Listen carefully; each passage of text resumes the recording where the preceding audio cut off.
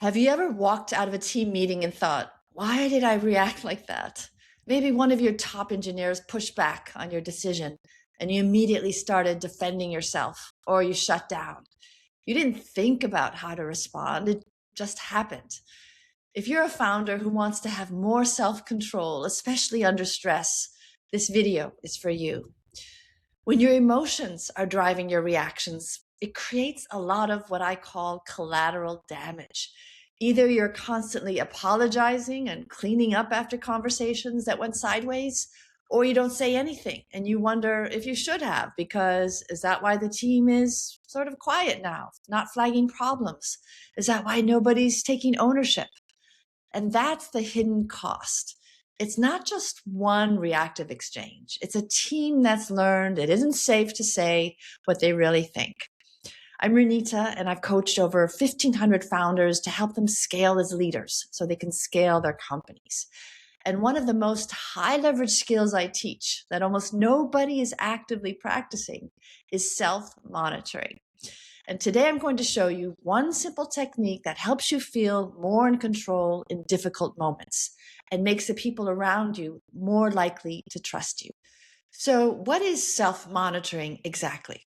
Well, it's the ability to observe yourself in real time, to step outside your own emotional reactions and notice what's happening internally and externally, almost as if you're observing yourself from the outside. Retired Navy SEAL Jocko Willink describes it like this. If I'm having a conversation with you, I'm saying to myself, wait, am I being too emotional right now? Look at him. What's his reaction? Because I'm not reading you correctly if I'm seeing you through my own emotion or ego. Being able to detach as a leader is critical. And the technique I'm going to share with you is how you actually build that ability. Because here's the challenge. Most of us, when triggered, have an automatic reaction. Depending on the coping mechanisms we've adopted over the years, we go on the attack, or we start defending our position, or we just shut down. And in my experience, the pull of that practiced emotional response is so strong, it feels like you can't possibly do anything else. I imagine it's like you've stepped onto a luge and you're barreling down an icy hill and can't get off. But what I've learned, in fact, is you can. So here's the technique I use and that I teach my clients. I call it catch and take two. Step one is to catch yourself in the moment, to notice the emotional reaction as it's happening before it completely takes over, just as you're starting to put your foot into the luge. Step two is to stop and identify. Just because you started saying something doesn't mean you have to finish it. So stop, pause, ask yourself, what reaction am I defaulting to right now? And step three is to acknowledge it and take two. Name what's happening and start again. Here's what that sounds like in practice. You notice that you're starting to get a little defensive. So you stop and you say, I can see I'm getting a little defensive. Let me start again. Or I've been frustrated with something else and I'm taking it out on you.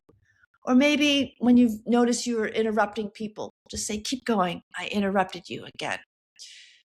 Here's what most founders don't realize. Just because you've started to have a triggered reaction doesn't mean you have to play out the whole familiar pattern.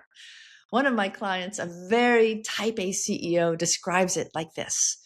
It's a moment of pause, because the moment when I hit bulldozer mode, there's no pause, exactly full speed ahead.